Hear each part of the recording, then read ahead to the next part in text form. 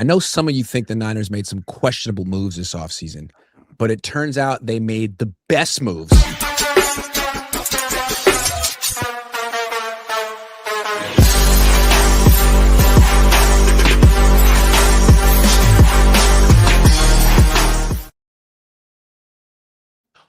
Hello, welcome to Cohn and LaRocca, presented by Prize Picks. I'm Grant Cohn.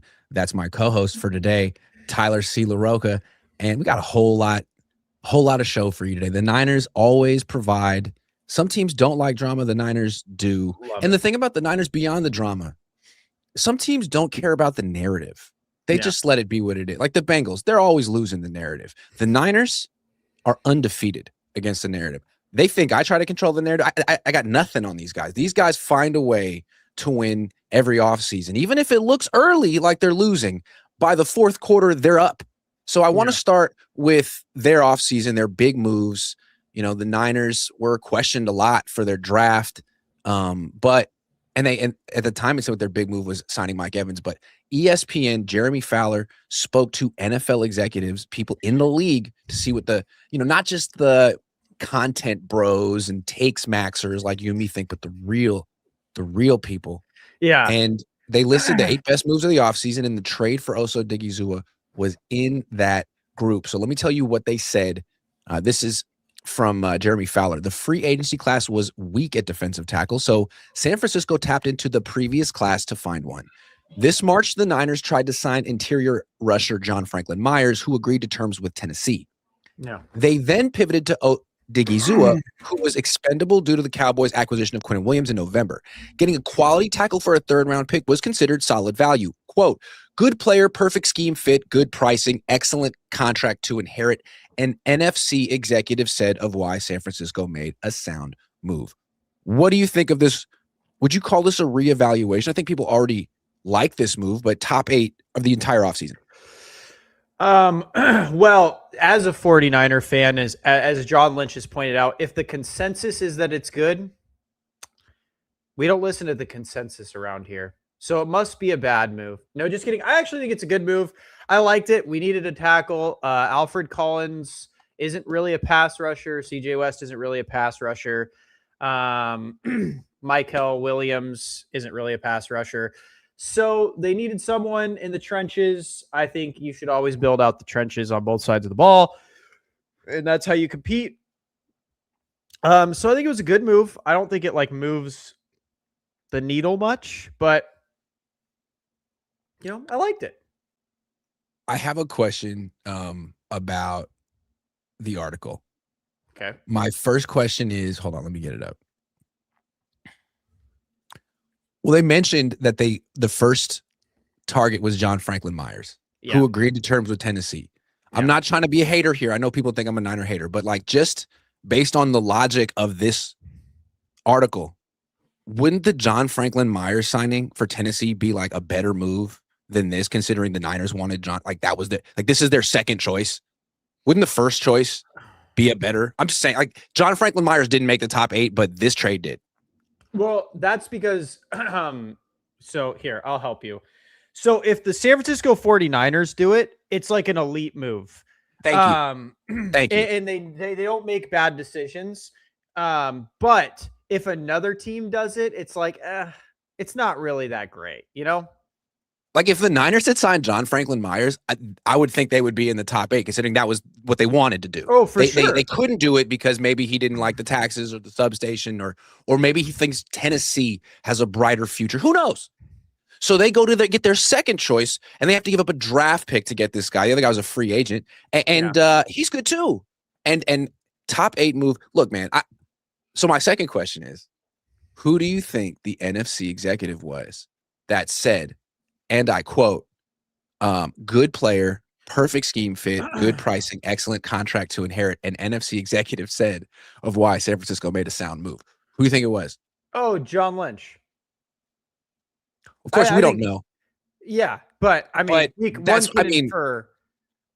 was either John Lynch or the Cowboys general manager. One of them were the ones. One of those two were. I mean, we knew if it's. I thought it was probably John Lynch too. That was my guess. It's yeah, man, he liked the move because he made it.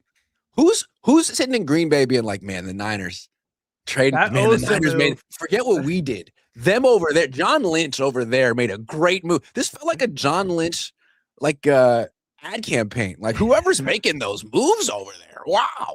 Well, it's because he's been getting reamed this offseason because of his draft. So now he's like an anonymous NFC executive says I did a pretty good job, if I do say so myself. Yeah, and an NFC executive. Yeah, it's probably Les Snead. Yeah, probably. Probably John Schneider. Yeah, I was gonna say it's probably Snead, Schneider, or Roseman. They're probably like, yeah, dude. Honestly, I wouldn't doubt that. Like, forget the Jonathan Grenard trade. Like, this is the trade. Obviously, the Myles Garrett trade, the A.J. Brown trade made it, but this was like the third best trade of the offseason. I mean, I guess. No, but that actually, no. Howie Roseman could be playing like 4D chess and be saying that, like, oh, dude, what a move by the Niners, man. Like, they should keep making moves like this and that, like, just to bait them into keeping John Lynch. You know, that's something Roseman could do. I mean, forget the Raiders signing that center Linderbaum. I mean, the Niners could have used him. I'm just saying, like, there are hella moves that could have gone in here, but this feels like the executives that want praise the most got their moves in here. You know what I mean? It seems like somehow if you ended up in this, like, obviously you got to put the Myles Garrett trade in here, but I don't know. It's like, is that the as Bengals, good as the Osa Bengals trade, though? Factor in with the Dexter Lawrence trade. Like, I guess. I'm sorry. I mean, is the Garrett trade as good as Osa? One, he's a Ram. Two, they had to give up a first-round pick for production. We'll probably get around with Osa. I actually heard that Osa is going to make a bigger impact relative to who he's replacing on the Niners than Myles Garrett will on the Rams. Well, if you look at advanced metrics, like super advanced, by the way, some of these are only between me and one other person that can find them.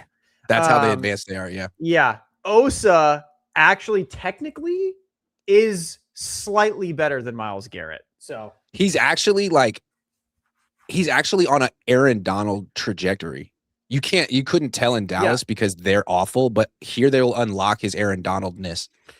If you look at, like, we call it the Moneyball statistics, so it's like dollar per production. Osa's is much better than Myles Garrett. And it's like, sure, the Niners wanted John Franklin Myers instead of Osa, but they also wanted Trey Lance instead of Brock Purdy. It's well known that the second choice ends up being Hall of Fame player.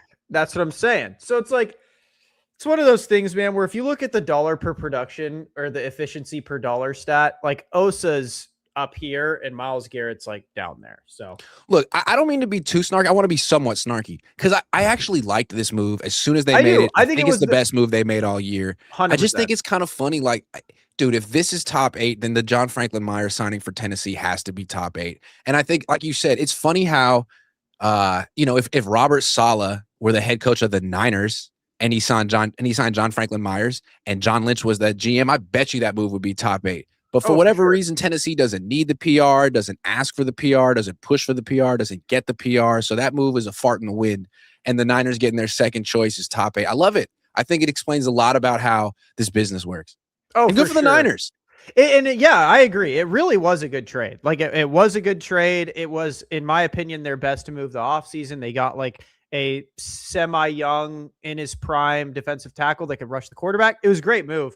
But yeah, like you said, like, if they got Franklin Myers, it would have been top 8. So I don't know how Tennessee getting Franklin Myers, who the Niners viewed as the better player, or at least the one they wanted more, isn't top 8.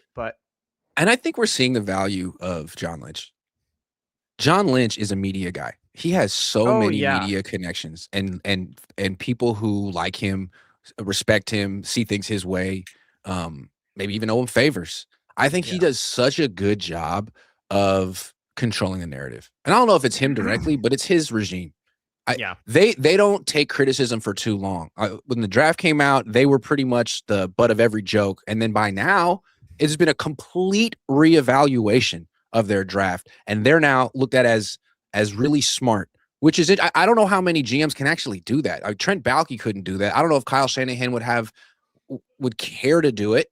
Yeah. It seems to be what John Lynch does best is shape, mold the narrative in the 49ers' favor. He's not messing around with this. They don't look like the bad guy with Brandon Ayuk. He's making himself look crazy. They did look like the loser in the Brandon Ayuk negotiation, but they flipped that around pretty quickly afterward. I'm just saying. Yeah, I mean, they are good at it. They're really, really good at it. We're like one of the most, like, you have people saying we're Super Bowl contenders somehow. Well, they won week 1 last year against the Seahawks. Didn't you know that? Yeah, I did hear about that. And then they failed to score a touchdown against them the final 2 games when it mattered. So, Yeah, but what's most important? What you do week 1 or what you do in the final game of the year? That is also interesting, right? Is how the Niners have convinced people, like, I mean, bro, they beat them week 1. Like, this team's a Super Bowl team because they did beat the Seattle Seahawks week 1 on a should have been interception and Nick Bosa strip sack. But it's like, yeah, they really are. I mean, don't hate on the Niners because they have Jake Tonjes and the Seahawks don't. Maybe if the Seahawks had Jake Tonjes, they would have won that game. Yeah. Jake Tonjes did a lot in the playoffs for them. In that game. Yeah, that's true. He did. They did sort of figure him out. All right, there's more because the Niners, they didn't just make one of the top 8, one of the top 3 or 4 trades of the offseason. They also made one of the best draft picks of the entire offseason, according to NFL executives. This is what they say about Dejon Stribling. Many evaluators like this pickup at number 33, though it was questioned by fans and media members at the time as one of April's biggest surprises. Stribling was a late riser in the process, and the wide receiver is considered an ideal fit for Coach Kyle Shanahan's offense. Oh, yeah. Quote, he was going within the first 5 to 10 picks in the second round, an NFC executive said. That was not a reach at all. He can really play. Well, in that case. Was it the same NFC executive that was talking about the Osa trade? I mean, I don't know. First of all, why wouldn't you say who the executive is? He says that wasn't a reach at all. He can really play. How is that an anonymous quote? I can't put my name behind that. I can only say that he wasn't a reach and he's good. But don't say my name. Like, I don't understand anonymous quotes like that. If you can't put your name behind he was good, then what's the point of even quoting him? I can't talk about him. It was Kwesi, Parag, or John Lynch. I just want to point out that in these 8 moves, the only draft picks that made it were the Saints drafting Jordan Tyson and the Niners drafting Dejon Stribling. So according to NFL executives, the Niners made one of the 2 best draft picks in the entire league. Yeah, and the funny thing is, and I like Jordan Tyson. I think he'll be good. He still can't play fully because he's still hurt. But yeah, the Dejon Stribling one, I mean, I haven't really heard about him like popping off thus far. Like, forget Fernando Mendoza, forget Jeremiah Love, forget the Titans getting Carnell Tate. No. Forget the Titans. Once again, the Titans just don't matter because they play in Nashville. They get Carnell Tate, the Niners get Dejon Stribling, and that's the move. That's the move. I will say on draft day, that Carnell Tate pick was also criticized. People didn't really like the Tate pick that high. I didn't either. I don't think Tate's that good. Okay. Mekhi Lemon's better. I mean, is he? Mekhi Lemon's better. Okay, but he's better than Stribling. According to an anonymous NFC executive, he is not. I mean, I don't know. I just think it's amazing how they just get either John Lynch is very convincing behind the scenes, or the Niners just get the benefit of the doubt. Like, the more that people sit and think about what the Niners do, the more they want to believe that they're right. And maybe they are. It's just funny, like, other teams don't get the benefit of the doubt the Niners do because they've won so many Super Bowls. The Niners have won so many Super Bowls? Yeah. This ownership group has won so many Super Bowls? No, not them. But the other ownership group. Okay, so like this GM has won so many as a GM, though. That's why he gets the benefit of the doubt. He did win one as a player. Yeah, but as a GM, has he won any? Okay, well then at least the coach. 2. Okay, so at least the coach has had to have won a ring then if he's getting the benefit of the doubt. Someone in this organization. His dad won 3. Huh. I wonder why they're looked at as a championship organization with no championships top to bottom. That's kind of peculiar, isn't it? Well, the Seahawks won a championship at Levi's. Oh, yeah. So there was a championship won at Levi's Stadium. Correct. Okay. There Yes. was a Lombardi. Clemson might have won a bowl game at Levi's one time. There was a Lombardi in Levi Stadium that was won there at one That's correct. time. Okay. Championship organization. Okay. That makes sense now. Because I was wondering, I was like, I don't know how you're considered a championship organization when your owner, GM, coach, and players don't have any championships. But now it's explained. If Niner fans are watching this at home being like, why are you talking about this? What is the point? Why you got to be such a hate? I just want to, the point of this is how, I guess it's a meta commentary on how the media covers the Niners. The media is more indecisive about the Niners than the Niners are about the Niners. Niners couldn't decide whether to sign or trade Brandon Ayuk. The media can't decide whether to praise or criticize the Niners. It's like, this was the worst draft I've ever seen. Wait a second. Hold up. It's been 2 months. I love this draft. It's like, what? Literally, it makes us. You see this with movies sometimes. Like, I've been watching Paul Verhoeven movies. Like, he made RoboCop and he made Total Recall. Yeah. And they're very like over the top satirical movies. And he made this movie called Showgirls, which was universally panned as like one of the worst movies ever. But it kind of got critically reevaluated the last 5 years as being very satirical and poignant. And it took like 30 years for that to happen. With the Niners, 2 months. That's my favorite part about the Niners, dude. It's like it was unanimous. This was a bad draft. They did not pick well. This is probably John Lynch's last leg to stand on. Yeah. And now it's like, actually, DeJon Stribling might be the best player in the NFL. Was it the best pick or the second best pick in the whole draft? Actually, wait a second. I love that. Like, I don't think you can get rid of, if a GM has that kind of, he has like Jedi mind tricks on all of media. It was a good draft. It was a good draft. I've even been seeing people flip around on Jair Brown. They're like, well, he's not that bad. I'm like, how? How are we watching the same player? They didn't really need a safety. They got the guy from the Jets, like they didn't really need one. They got Ashton Davis. Yeah, that's who. Dude, they're definitely better than last year. I was actually curious. So I was thinking in my car the other day about that. And I was like, are they better than last year? Because I feel like they're pretty much worse. Say, right? Is Christian McCaffrey better than last year? That's what I'm saying. Christian's not better than last year. George is definitely not. Nick isn't. Fred. Trent's probably not. So it's like their offensive line's worse. Their receiving core is worse because, again, last year in the preseason, we all thought BA was going to come back. Mm-hmm. So as of right now, we think Evans is going to play like last year we thought BA was going to play. I'd have taken BA last year over Evans. So it's like, and like everyone thinks Evans is going to be this huge upgrade over Juwan Jennings, and he might. But I just want to point out for that to be the case, Evans has to play 15 games, have at least 650 yards, and at least 9 touchdowns.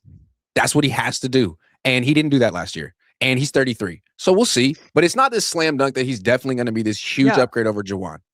It's like Christian's probably not going to be better. Purdy's literally done the opposite of improve year over year. He's been worse every year. He's played more and more like Jameis Winston as time has gone. So he's if he continues down this road, he's probably going to be worse this year. Our offensive line's worse.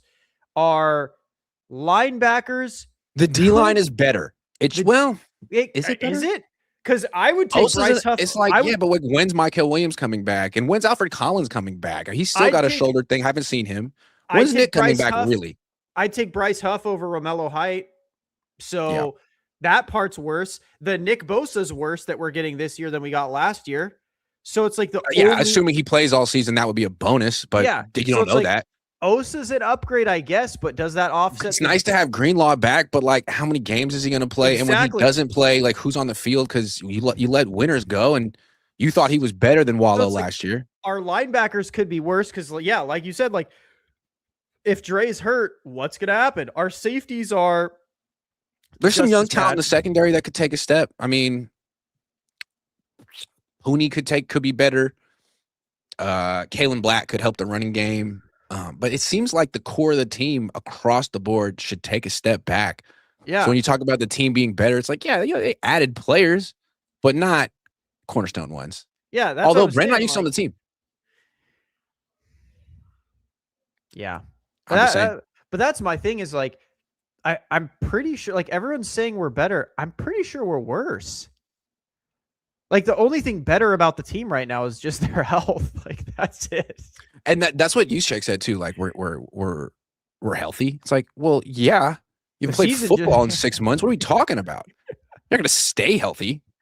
and Juszczyk's back on the roster, so it's like, is Yeah. he going to be better than Anytime you can last have a year? guy from Harvard in the backfield. All right, we got some prize pick time. I want to point out that I haven't been doing great. I didn't flex the last one and regretted it. Did Mbappe score goals against Senegal? Yeah, but He I scored chose 2. shots on goal like an idiot. So Yeah, let's he see if we can do better. How about let's do better today? Let's do some you're a big soccer guy. Mhm. Big soccer guy, Mhm. as I said. Ronaldo. So goals. Who's scoring a goal today? Cristiano Ronaldo? Yeah, How about that? he has to, right? Has to. How He's hearing all about this noise about how he's not as good as Messi. who else? Harry Kane? Harry Kane. It's Croatia. They're bums. Get some goals Wow. going. We have a lot of people watching from Croatia right now. Why don't you chill out? Who else? Patrick Schick. Tyler Adams, United States? Holy macaroni. Oh. No. Ooh. I said no. I'm going to be honest. I don't know any of these people outside of Harry Kane and Cristiano Ronaldo. Well, you know what that means then. Let's go find the Giants. Where are you at? No, that's not the Giants. That's San Diego. They're actually good at baseball. That's the team I like. Okay. J.R. Ritchie? No. Where's just the hitter strikeouts? It seems like a hitter, win. What? Yeah. Devers. That's what you do. Oh, yep. You're not going to not strike out 2 days in a row. Well, that's because the game got rained out. What? Oh, Adames is on a streak. I wouldn't do it. There's no way he can go 3 days in a row. And again, yesterday was rained out in the second inning. There's no way. There's absolutely no way. It's physically impossible. Matt Chapman has been playing better, so I'm going to leave him alone. And then there's Luis Arias, who is automatically going to get one dinky single a day. Yeah, again, yesterday doesn't count. Doesn't count. Cristiano Ronaldo, Harry Kane, and my daily Giants.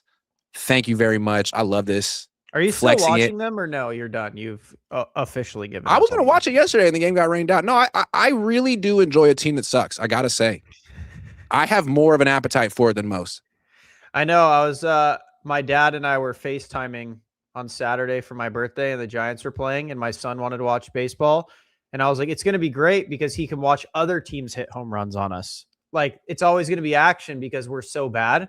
So, like, no lead safe, stuff like that. Like, that's the best part about having a team that's all the games. I also like how people overreact to any type of success. They have even one game. It's like, damn, is this team going to be really good next year? No. Aren't they looking to trade Adames and Devers and stuff now? Yeah, man. Because which team wouldn't want those players? Devers has kind of started doing better. Let's look at Rafael Devers. I'm sorry. Do people care? I think I care. I'm just curious. The thing about Devers is that he's the most inconsistent superstar I've ever seen. So, like, let me just get his monthly splits this season. So, this is important to me. Where you at? Yeah. So, April, March, he hit 207. His OPS was 537. May, he hit 306.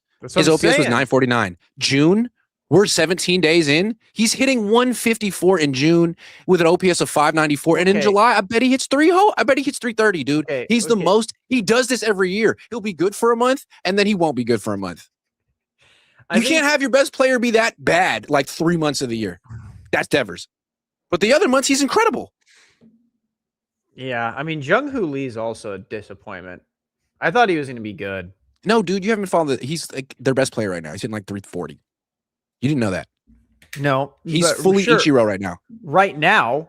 Yeah. But it's like every other time he's not. No, he's Ichiro. He's Ichiro for forever. That was my favorite player growing up. I love Ichiro. But why was Ichiro your favorite player?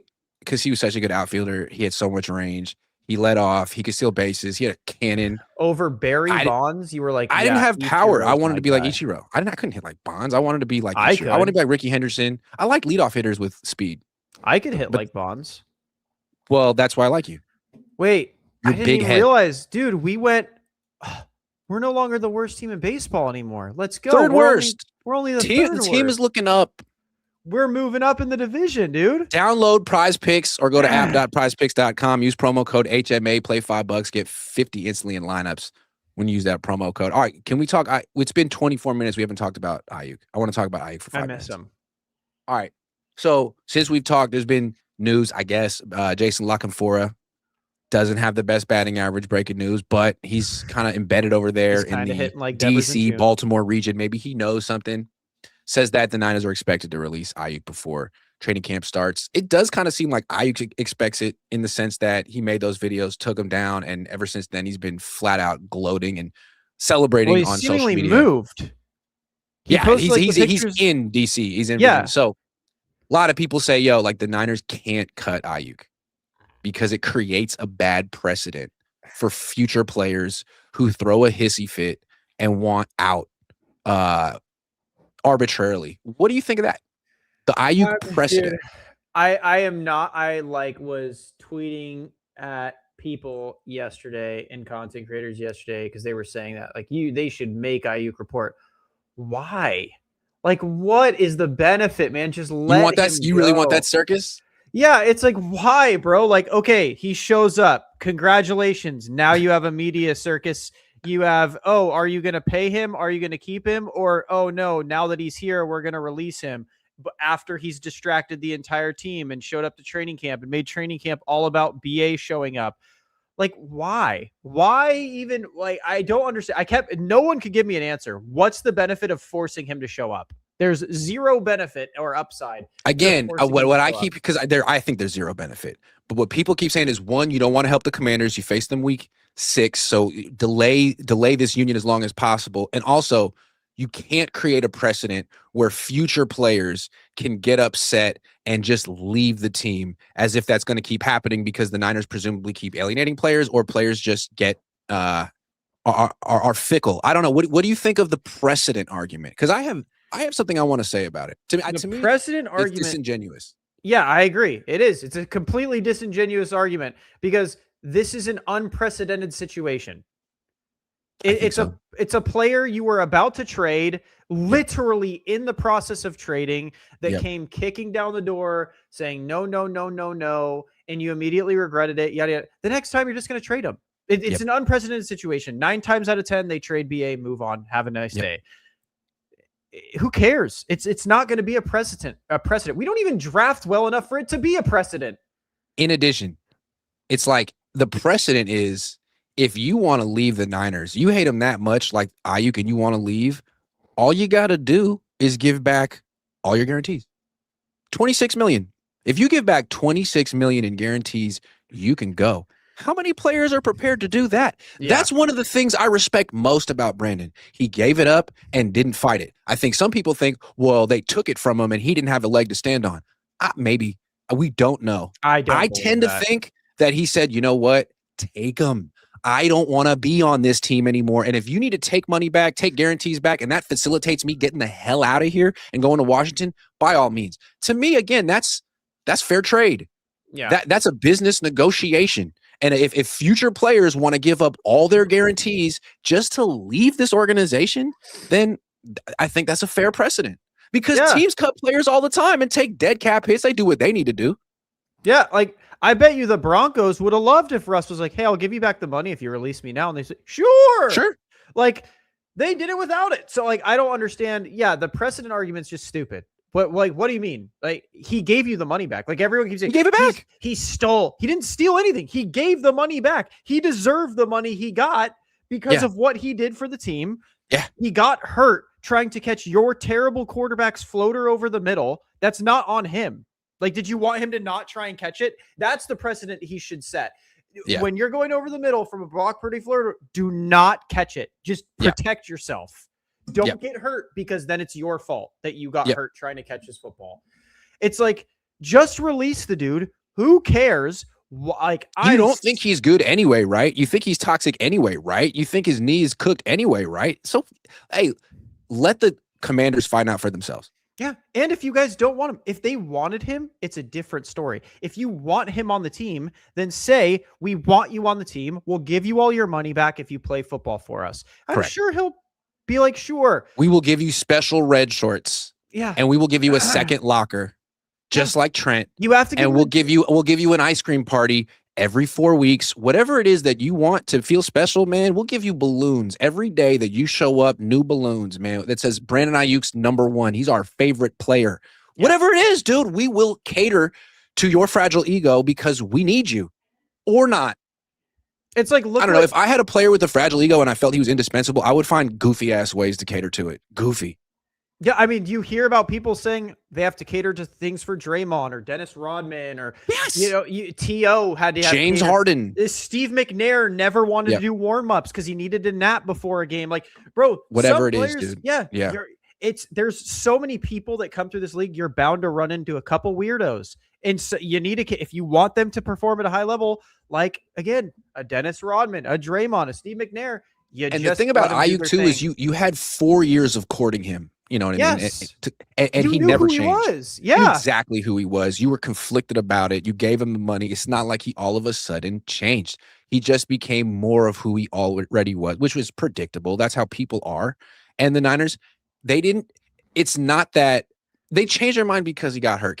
If he had never gotten injured, they'd be dealing with this right now. They'd still have a crap relationship. They still wouldn't like each other, but he'd be playing football for them and they'd be holding their nose, paying him money because they need him. This is all because they, I think, made a calculated guess that he's not going to make a full recovery. And they tried to trade him while he was hurt. And that was the final straw from his side. And they have this personal beef against each other that isn't professional on either side. But you know what? Ayuk has FU money. He has more power and leverage than most players. And if he wants to give away all the guarantees just so he can leave and start new and play football he's not going to get money from Washington. He's going to go over there and play for fun. Well, you know what? I'd love to see another player do that. I haven't seen another player do that. I'd love to see another player do that. And that's my thing, man, is like in that other argument, well, we don't want him to help compete. Okay, so are the Niners a Super Bowl contender or not? Because the Commanders aren't a Super Bowl contender, so it shouldn't be a competition, right? Purdy's so much better than Jane Daniels, right? Mike Evans is so much better than Brandon Ayuk, right? Christian McCaffrey is so much better than their running back, right? Like, I don't understand why people are so worried about them getting Brandon Ayuk if the Niners are so much better. The way the fan base talks about the 49ers is there's a team that can't touch them at all unless you're named the Rams, and that's it. Yeah, that's my thing. Like when people say like the only football reason to keep him on the team is, well, you're facing the Commanders week 6 and you don't want to help the Commanders. Man, I thought you thought he was cooked. Yeah. I thought you thought he's cooked. I thought you thought he's toxic. What do you care if he goes to the Commanders? What do you freaking care? Yeah, if anything, you can pack his bags and take him to Washington yourself. Yeah. I thought that was the whole point. If you really think that he's good and he's going to go to Washington and potentially hurt you, and that's why you want to hold this up, then why don't you keep him on your team? That's exactly. Like, that's what I think. Like, if you think he's bad and toxic and he's not good for a locker room, wouldn't that help you then sending him to the Commanders? I just sent him there get him there ago. as soon as possible. Yeah. But sure. Go ruin that. But they don't. They know. Ruin that team. And that's the funny part is they know that he wasn't the whole, like how the fans think he wasn't the whole issue. It wasn't just him. It wasn't just, Brandon Ayuk's AB. Like, that's why they don't want him to go, because they know he's going to go. And that's why they didn't want him to put out those videos. That's why they wanted to take him down. They don't want him to tell his side of the story. And I'm not sure he ever will, because all he really wants is to leave. He wants to get out. It's like Shawshank Redemption for him. I could see him being like a Jeff Teague and airing it out on a podcast when he's retired. Maybe he would have every right. I don't know if that's Brandon Ayuk's personality. He might. Would you have him on depending on how his if he has a triumphant return in Washington, he might. If he doesn't, could you imagine? I want to talk about what if we play him and he has like 150 yards, 2 touchdowns, and just obliterates this team. What do you think the conversation will be if he does that? If he just like goes crazy against the 49ers defense and Raheem Morris? Would not be good. It wouldn't be good for Morris. And Mike Evans has Kyle. It wouldn't be good for John. It wouldn't be good for Parag or Jed. Yeah, and Mike Evans has like 35 yards, like 2 catches. Could you imagine how bad that would Yeah, if Ayuk has more yards and touchdowns than Evans this year, that wouldn't be good. If Jennings has more yards, I'm just saying. Yeah, if Jawan goes off, because the thing with Evans is like he's going to be good. He's going to be good in training camp. He's going to be good until he pulls his hamstring. which he's done each of the last 2 seasons. And I hate to throw it out there, but like at this point, a wide receiver who's 33 almost, coming off back-to-back seasons of pull hamstrings, burden of proof's on you, man. Can you get through a very long 18-week season without doing that again? Because if you do it again, I mean, and Christian Kirk had hamstring issues last year too. I'm sorry. Christian Kirk's had issues all his career, man. No. Christian Kirk makes Jacob Cowing look like Tyreek Hill. Health. Yeah. The epitome of health. All right, but we're going to get to Purdy in a minute, but first, let's give Niners something hopeful to think about. Alex Highsmith is available. He plays outside linebacker in the 3-4. He'd be a perfect fit. Of course, the Niners have Romello Height. I don't know if Alex Highsmith is necessarily as good as Romello Height, but he's good, man. He's had a lot of sacks in his career, and he would probably take a second-round pick, and he's not cheap. No. But if you get him, it shows that you're like actually take yourself seriously as a Super Bowl potential winner and that you're going for it, which I don't know that the Niners as an organization necessarily feel about themselves.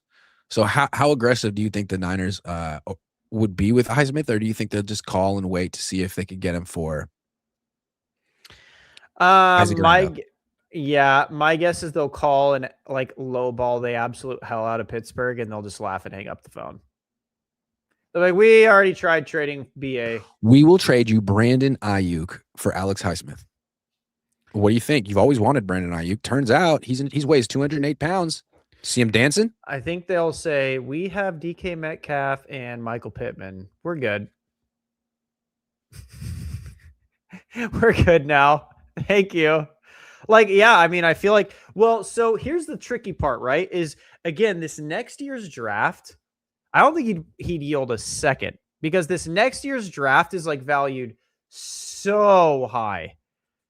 Yeah, man, it's another draft for the Niners to mess up. I can't wait for that. Oh, yeah, they'll probably pick the worst players in the draft if John Lynch is still there. But, like, I feel like you'd be able to get it done with a third. I just think it's interesting how the Niners keep talking. Like, the Niners, on the one hand, say, we like where we're at. We're a good team. And people keep sleeping on us. That's a good place to be. But then, like, the trade deadline comes and they're like, no, we can't trade for someone. We're not that good. Like, it's not our year. Just wait till next year.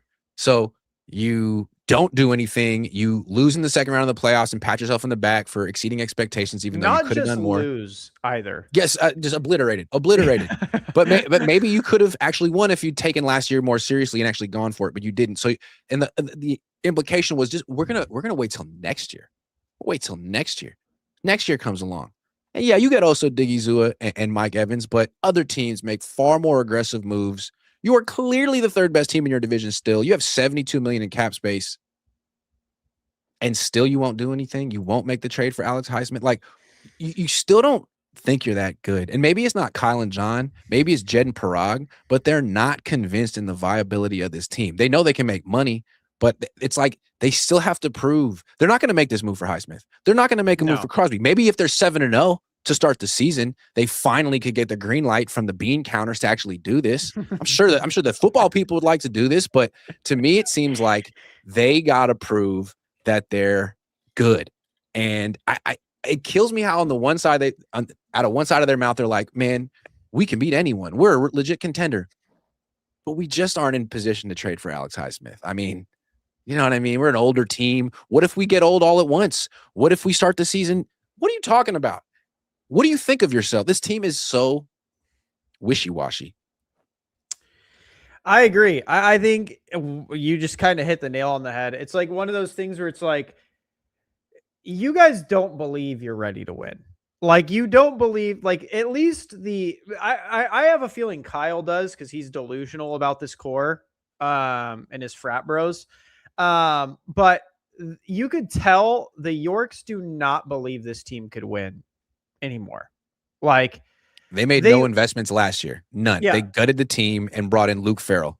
And then this year they were like, okay, you went to the playoffs. We'll reward you with one trade and a bunch of signings that are basically one-year deals. Yeah. And they're like, we could see. And so I agree. I think a trade for like a Highsmith or a Crosby would probably come closer to the deadline, where it's like, what's the health? Because I do and I don't blame them for last year because they had so many injuries that a deadline trade or even two deadline trades probably wouldn't have helped them not get their ass beat 41-6. That was It just, was 13-3 in week 18. They win that game. They get yeah. They get the first seed. So that could have been Maybe if they trade difference. for Rashid Shaheed, maybe he returns a kickoff for them as opposed to Seattle. But no, they were going to get smacked by Seattle. Yeah. So it's like, it's one of those things where it's like, who knows there? But so I can't really blame them, but I have a feeling that's what they're going to wait for this year. Is like, why would we make a trade now when like Mike Evans, like our whole roster could go down? Yeah. Every single player at every That's my point, though. It's like, if you don't issue. blame him for last year, like, okay, I blamed him for last year. You don't have to, but like, I think you would expect them to turn around and do it this year. Yeah. And they're still like, yeah, we like ourselves, but maybe not that much. Yeah. And that's the thing is like, I do and I don't, right? Because I think if your team is streaking and you're saying this core is what you want to keep signing and you want to give out big contracts to Fred and George And AJ, nothing but a number, and we like experience. Yeah, like, and okay, Purdy, then do it. Like, commit. And so it's one of those things where it's like confusing. And so like this year, again, if you are willing to do it, then just do it. Just make a trade for Highsmith or Crosby. And again, I have a feeling it'll come towards a trade deadline. But yeah, if they're healthy at the trade deadline and they're whatever 5-2, 6-1, whatever, you kind of have to. Or what is the point? Like, why are you doing this? Again, I think the Niners, I agree with you. And I just think that the bean counters and the owners are looking at Kyle and John's team and thinking, we don't know if any of these guys are going to be here in 3 years.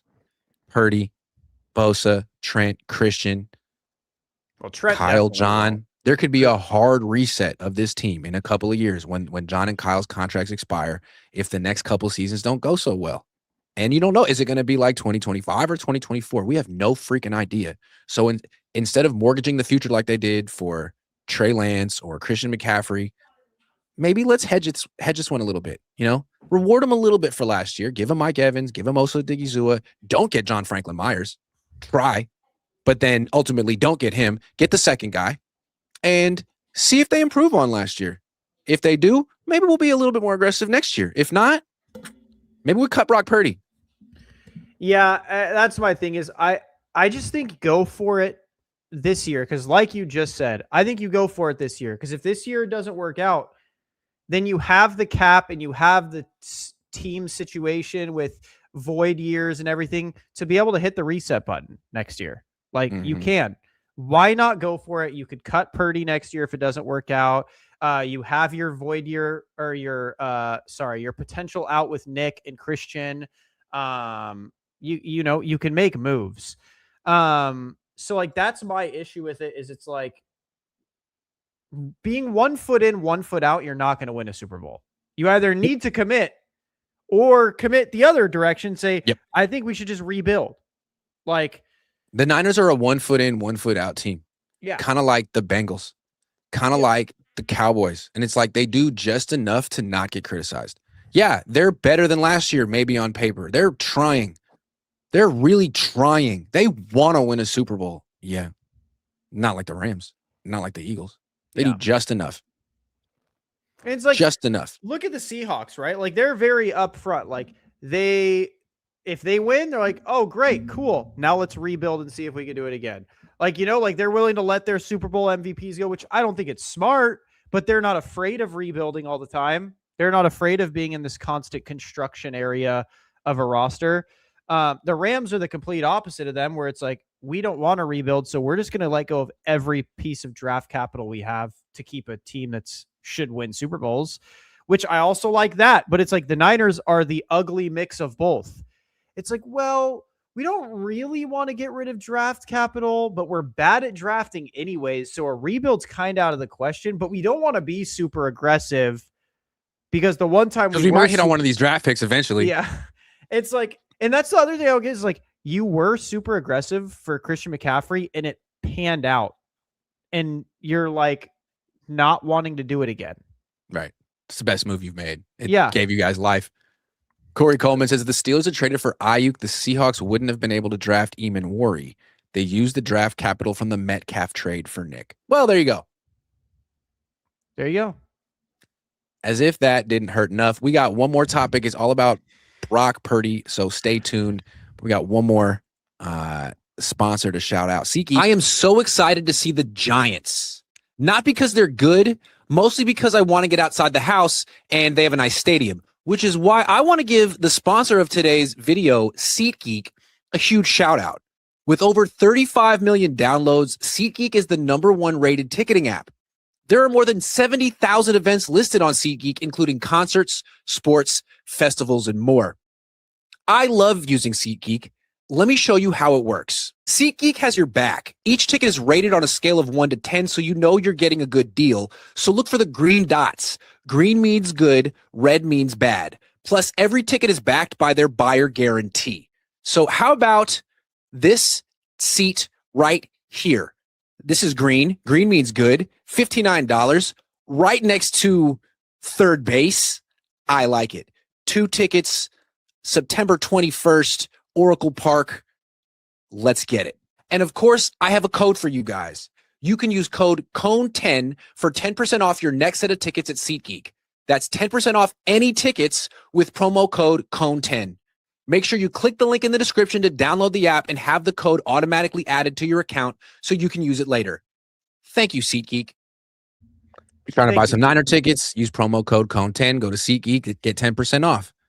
Because this could be your last season that you get to watch Brock Purdy in the red and gold. True. Here's the thing that you may not understand. There is a new trend in the NFL. The old trend was paying quarterbacks hella money just because. The new trend is cutting those extremely expensive quarterbacks and just taking the dead cap hit and moving on.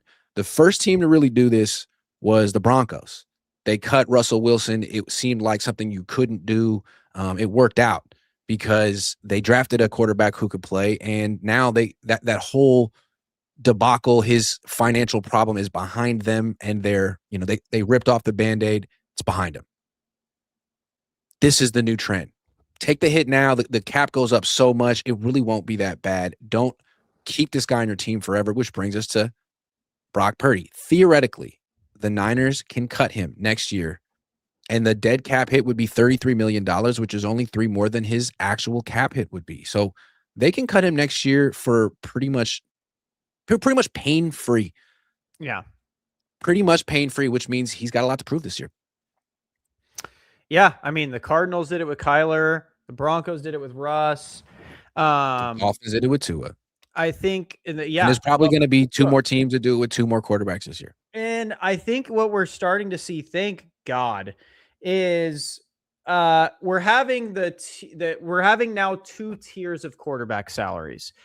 You're having the Baker Mayfields, Jared Goff, Sam Darnold, Brock Purdy's in their bridge quarterback tier, your $30 to $40 million a year tiers, right? Where teams are like, okay, you're okay down there. And then you have Darnold deal. Yeah. And then you have the Baker deal, now the Darnold deal.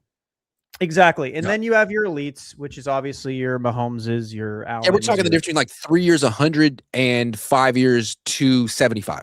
Exactly. Difference between that. So it's like finally the NFL is starting to get to this place. And I think that's why teams are starting to cut bait. Where it's like, we messed up. We paid a bridge guy / a solid NFL starter way too much money. It's time to cut bait. The Seahawks just won with Darnold. We're not going to win paying Jared Goff or Brock Purdy elite starter money because it's a waste of money.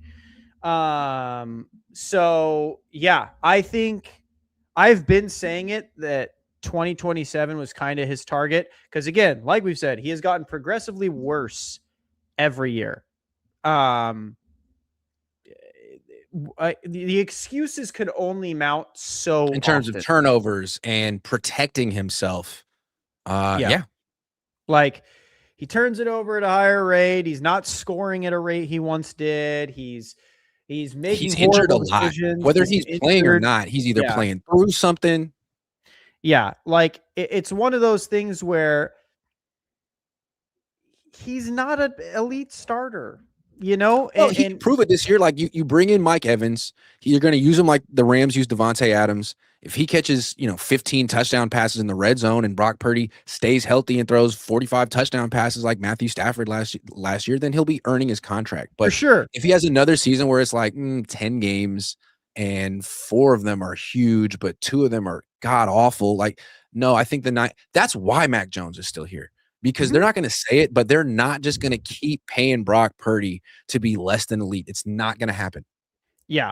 I mean, and the writing's on the wall with the team. They are not giving out big contracts right now. They're Nope. like, we're over it. This And is they're a not waste of our overpaying time. players anymore. Like Yeah. if you're good but you're overpaid, the Niners are coming for your money. Yeah. And so I think that's like the biggest thing is Purdy can't really afford to have another mediocre year, especially when it's like he has like I think, and that's going to be the big thing is we all know he can beat up on the bad teams because Kyle can just out scheme them to the nines, right? But it's when you get like the decent slash great defenses that I think that's where he's going to either earn his money or get cut. Like if you're not scoring touchdowns against the Rams and the Seahawks, why am I paying you 50 something $1 million? I know they're better. I know they have a lot of talent. That's why we paid you, was because you were supposed to be able to overcome that. And you were supposed to improve. They paid him very young and they thought that he'd be Yes. getting only better, and that hasn't really happened. Yeah. Like the excuses are gone for him. He had 24. Well, he was injured and everyone else was injured. And then last year, well, he was injured and everyone else was injured. Well, you can't use that this year. You can't keep using the same excuse over and over, even if it is true. Brandon Ayuk was injured. The Niners came for his money. Yeah. Like even if it's true and the people around him are getting injured. Okay, then why are we paying you $50 million? We should just, if everyone's just going to always be injured and you're going to be part of it, why am I paying you money? I'm just going to let you know. You're paying a quarterback $50 million plus because he theoretically can carry a team that's injured and flawed. Yes, that's why you give out that money. For. Yeah, and that's why you don't give that money to quarterbacks other than like 3 to 5. That's why you give it to Lamar carry a team that's not that good. He hasn't really, and he's way better than Brock Purdy. But his team's always been good. He's done nothing in the playoffs. You think he's worth the money, but I don't know. I really, it's like Mahomes, Josh Allen, and Matthew Stafford sometimes. Yeah. It's like even people like Jordan Love. Like people think I'm coming just for Purdy. I don't Jordan Love is in the same boat. They're different skill sets, but they're the same thing. I don't think Jared Goff should get what he gets paid. I don't think Jordan Love should get what he gets paid. Lawrence. I don't think Trevor Lawrence should get what he gets paid. Like people think I'm just coming for Brock. No, it's the whole tier of the market. I have the same opinion for so many different quarterbacks. And people say, well, that's just how salaries are. That mentality is also dumb. They messed up, so I can mess up too. And again, I think what we're saying is the trend is that teams are figuring out we messed up. And we're not going to be why has Dak Prescott been the highest paid quarterback in the league for like 4 years in a row? Because that was out of step with where the market is now.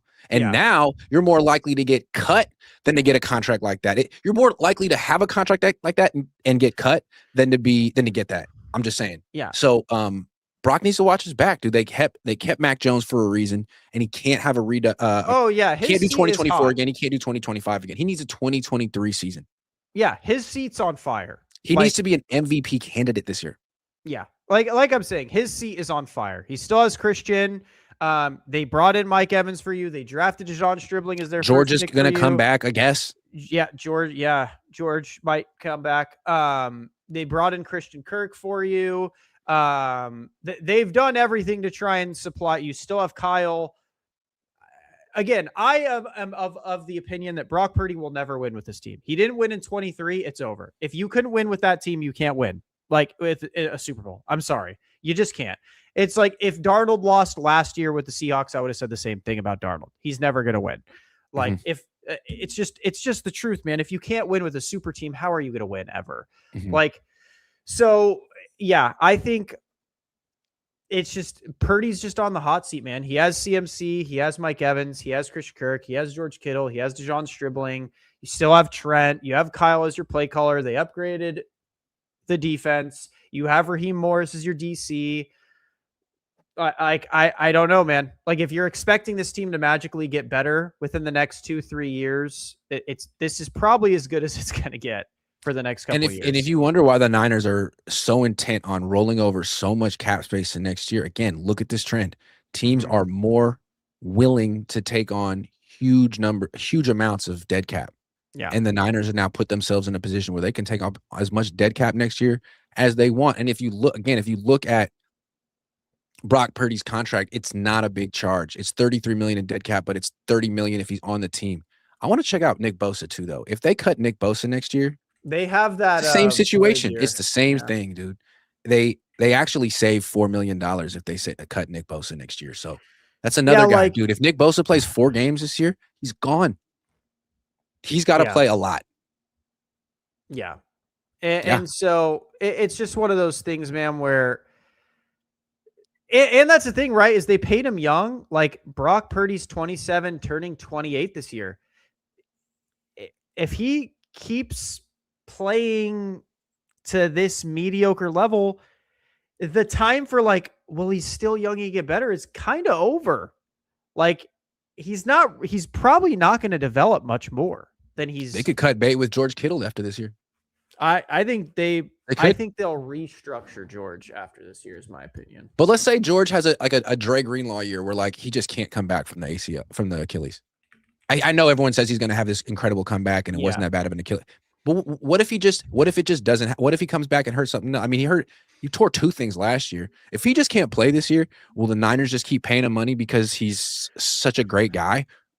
Which is weird to me that all of a sudden, again, it's a Niners thing. The Niners do a great job at brainwashing, because I have never once in my life heard, well, it's not that bad of a complete Achilles tear. I have never heard that before this situation with George Kittle. Never once in my life with any player ever across any sport have I heard, okay, well, this one's not that bad of a complete Achilles tear. This is like a kind of good Achilles tear. Like, but with George Kittle, it's like, well, it is a complete tear, but it's the perfect complete tear you'd ever want. It's like, also, the guy who said that was Neil Elatrash, who just got busted for artificially accelerating Conor McGregor's rehab from a broken leg by sending him to a guy who would give him performance-enhancing drugs.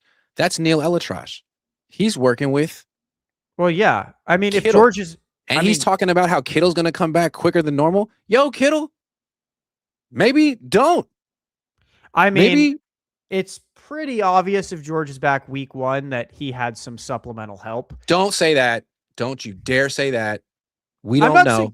I'm not saying banned substances, because I'm pretty sure peptides. I'm saying peptides and stem cells aren't banned. Yeah, that's true. And I don't know what a peptide is. I do know that McCaffrey went to Germany for stem cells. Yeah, right? That's what that was about. No, I'm not saying anything. Okay. I'm not saying any banned substances. I'm saying he's definitely using some sort of peptides or stem cells. The best thing money can buy that are legal in the world. Exactly. But again, the fact that you're now associated with Neil Elatrash is not great. Yeah. No. Because what does he do? He brings you back faster than you should be able. How does he do it? Well, ask Conor McGregor. Yeah, I mean, Conor McGregor, but that's the thing too, is I watched he did the podcast with Ariel Helwani, and they were asking, but the UFC, they're a lot stricter than the NFL. So they have peptides, like certain peptides on their ban list. The NFL doesn't. So for Conor, they are considered out of the USADA pool. For George, they're not outside of his pool. Yeah. Like, do you think I'm on peptides? Yes. I like it. But that's the thing is, like, I just did my in-body scan at Orange Theory this morning. 94.4 pounds of skeletal muscle mass, 10.2% body fat. Dude, you're getting shredded. You like that? Yeah. Yeah.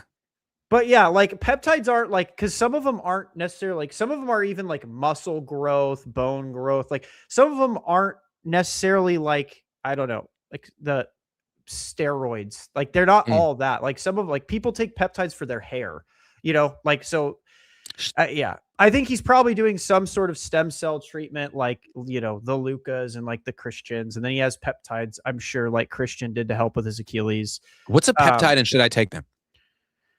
So from what I know, I am not a medical expert.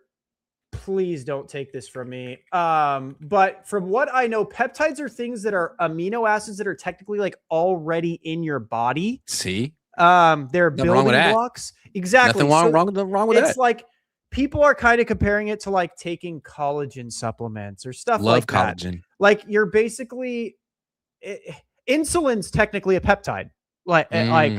So there are things that we already use that are technically peptides. They're just using them in different ways to help with muscle growth, joint pain, hair, skin, nails. Like some people take it to get tanner. I could use that. My uncle takes peptides. But yeah, I am not a doctor. I'm old enough to be your uncle. Do not take any medical peptide advice from me. Wow, you're just all natural, man. But yeah, peptides are illegal. I'm not saying George's doing anything sketchy. I'm saying he's doing things that are completely allowed under the NFL, but he's probably doing peptides. And what your point is that more is allowed in the NFL than it is in UFC. Yeah. Got it. Yeah. And he just, when you have that, like George, he always talks about how he has the vector machines and his oxygen machine. Like he spends a ton of money on recovery. So I'm sure they have like a good little peptide stack and stem cell treatment to where next time I see George, I'm gonna ask him if he's taking peptides. Let's see what he says. Think you like the question? I don't know. Cause George, what's a peptide? Define it, use it in a sentence, and are you using them? Because that's the thing, right? Is some people are proud of them. Like they'll talk about them, like a lot of actors and wrestlers, stuff like that. Like, oh yeah, I'm on the Wolverine stack, like stuff like that. So I'm on the Wolverine stack. Like, cause maybe players cause remember, it's kind of like the Ray Lewis when he had that deer antler spray and it wasn't a banned substance until he recovered. Like maybe that's why players aren't bringing it up because they don't want the NFL to ban them because they do have from what it seems, good medical benefits. And so you can't get deer antler spray anymore, or you can? No. That's banned after the Ray Lewis tricep Super Bowl win debacle. Did you have to kill a poor deer to get the spray? Dude, I have no idea why it was called deer antler spray. I don't even know what it was. Bambi had to die so Ray Lewis could play in the Super Bowl. That's fucked. Yeah, but I feel like that's why NFL players don't talk about it because they don't want them banned because there are peptides that literally are vitamins. Like there are vitamin B12 peptides. Ooh. So it's I take creatine and I'm yoked, as everyone can see. Tutu, that's all I wanted to say. Tutu Alvis says, "What happened to Rob Shue?" And you're the GOAT. He doesn't stream anymore. Who's Rob Shue? We used to stream together. Lamont 757 says Raiders will be better than Niners. They compared Genty to Christian and Kubiak to Kyle Shanahan. They will never trade Max, and Niners will be sellers at the deadline. Oh, that's I actually want to hear your take on that. Do you think Niners have a higher chance of being buyers or sellers at the deadline? That actually is a good question. I like that one. Thanks for that. I mean, I think they should be buyers. I thought they should have been buyers last year. They don't seem to want to be buyers. So maybe they're actually, maybe if they're 3-3 at the deadline or whatever, they would be sellers. I don't know. Okay, say they're 3-3 at the deadline. I don't think they want to turn fans away. If you sell, you're telling fans, don't come to our games. They're not going to lower ticket prices. We're not going to win. I don't think they want to. They want to do just enough. I mean, they want to do just enough. So I think that's doing nothing at the deadline and getting all the media people to say why it was smart. You think the media master San Francisco 49ers would not be able to spin a sell as a positive and better for the team thing? They'd say, no, guys, we're not selling Nick Bosa. This next draft is so loaded. And we're so good at drafting. We didn't want to be jailed by contracts when we want to sign a bunch of other players and draft phenomenal That's the other thing with Purdy and for quarterbacks making a lot of money this year to bring it back on topic after 20 minutes, talking about peptides. They are under a lot of pressure because this is looked at as a generational quarterback class. I think as of now, 6 quarterbacks are projected to go in round 1. So that's 6 potential starters, day 1 starters who will be on rookie deals. So that's 6 potential vets making absorbent amounts, crazy money that need to watch their back. And it's not just those guys, it's also Mac Jones. Yeah, actually, I was just thinking about this. Do you think the Niners should take a stab at Brendan Sorsby? Look at me. Do I look like I know who Brendan Sorsby is? Oh no, that's the guy who was supplemental draft. Yes. I do know. I know. He's like, cover this okay, league. so here's my reasoning why they probably should, right? Is the Niners are bargain bin shoppers. This guy, he was considered a potential first round pick in next year's draft. He was actually considered to be a pretty damn good prospect. In next year's draft. In now he wants to come out this year. He has, he kind of has. Why? Oh, he ran out of eligibility? No, he got suspended. So his situation is weird. He got suspended by Texas Tech for 2 games because he was betting on his own games, like Pete Rose style, and betting on like Indiana games and stuff like that. That's not good. No, but so, and then they were going through a bunch of bureaucracy, and then the alumni at Texas Tech started getting unhappy. Was he throwing games? Was he like no. He was betting on himself. That's still not good though.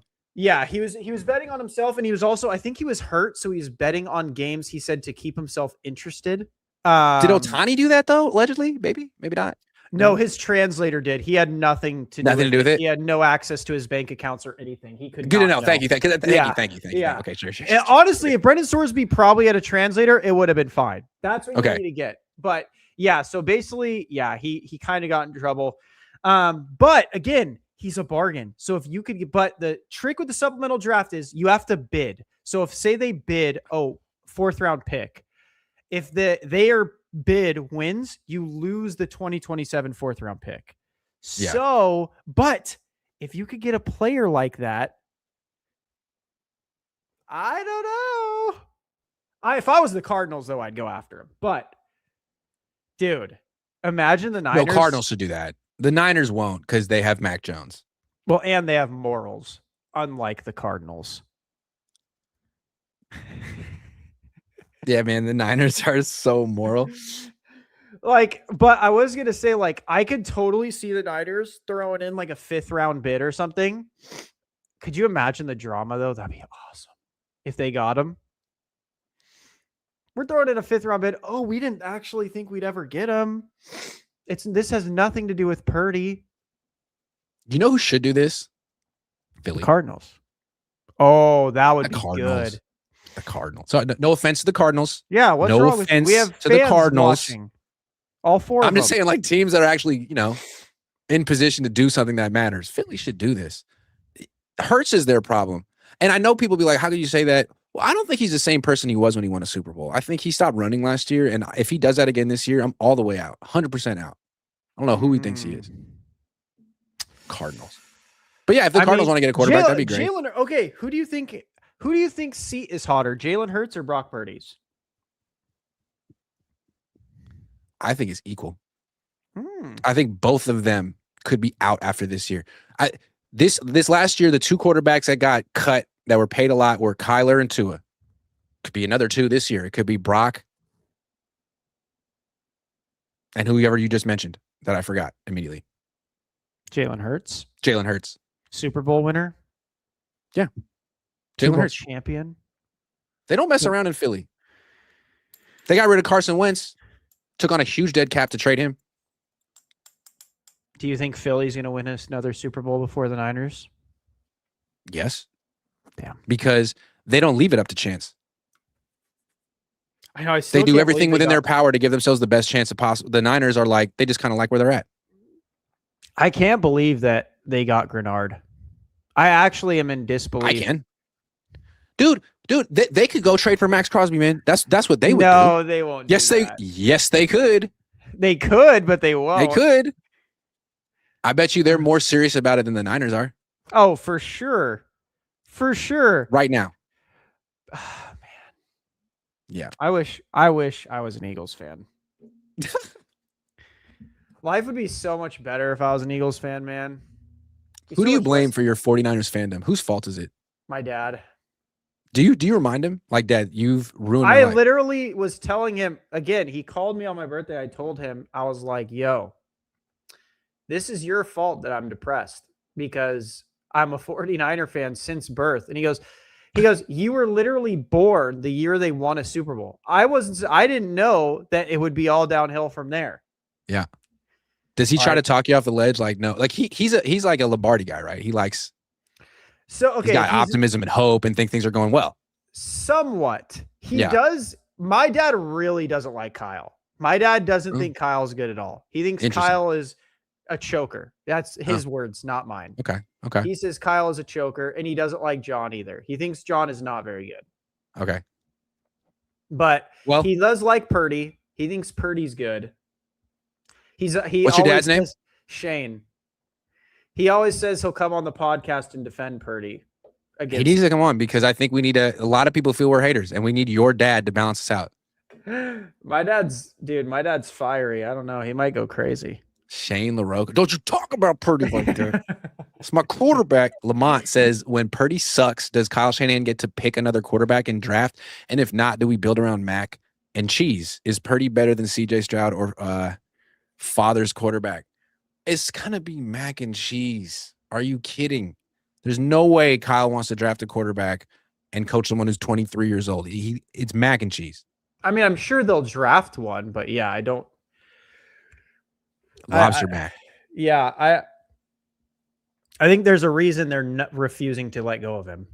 Like, you don't usually refuse to let go if you're that confident in your starter. Like, I've never heard of a team like, no, we're not letting go of this guy. It's like, but bold prediction. Brock Purdy will be on a different team in 2027. Oh, I agree. And he will be a starter, but he will be on a 3-year, $100 million contract like Sam Darnold. I think, team. And he'll be terrific on that contract. Oh, I have a hot take. He won't be a starter next year. He'll get like a 2-year, $20 million or 2-year, like $40 million deal. And then he'll get beat out by whoever's behind them. And everyone's like, oh, I think Mac's going to get the 2-year, $40 million deal from the Niners. And maybe, depending on what happens this year, but maybe he could play himself in. Right now, I think that's probably what he could get from the Niners or another team in the open market. I think Brock might get a little bit more because of his. You know what? His playoff. I have a super, super duper hot take. Give it to me. I want it. The Bengals flop this year. The Niners get rid of Purdy and do everything in their power to make a move for Joe Burrow. And that's lose Kyle's out to the Matt Rams. Stafford. No, the Rams got Ty Simpson. I'm sorry. If a player like Joe Burrow is available, some other team's going to be more aggressive. Like the Rams, they'll trade Ty Simpson and 2 first-round picks for Joe Burrow. While the Niners are like, I don't know, man. Should we trade our first-round picks for Joe Burrow? We might want to use them on some players who are projected to get drafted in round 3. Joe Burrow will be the Niners starting quarterback next year. Kyle was already working on it, right? At the flag football event. Coach him. So I'm saying we're going to see it. And we're going to be like, oh my gosh, I can't believe they did that. And then every 49ers fan, when I say, I told you guys Purdy wasn't that good, they're like, well, it was Burrow. You have to trade him for Burrow. Although I think a lot of Niner fans would argue right now that Purdy's better than Burrow. I mean, Purdy's the most efficient quarterback of all time. Oh, yeah. They would say that right now, right this second, until Joe Burrow is on the 49ers. And then they'd be like, no. Can we get CJ? Lamont says, could we get CJ Stroud if he stinks this year? Yeah, but I think they've put in time and effort on Mac Jones. That's who Kyle wanted in 2021. It's the only quarterback he's ever gotten anything right on. I think that's their guy. How do you get it right? That's a good point. I wouldn't say he got it right. He took Trey Lance. I was like, I don't know about right, but he should have just traded for Stafford. He should not have gotten off the phone until he was in San Francisco. That was his biggest mistake ever. Imagine how different this team, his legacy would look if he just never got off the phone with Matt Stafford. Well, maybe if he had traded for Myles Garrett, it would have been water under the bridge, but he didn't do that either. But he got Stribling, bro. Second best draft pick of the year. It's a better pickup than Myles. Yeah. So he's going to make a bigger impact than Myles, and that's all that really matters.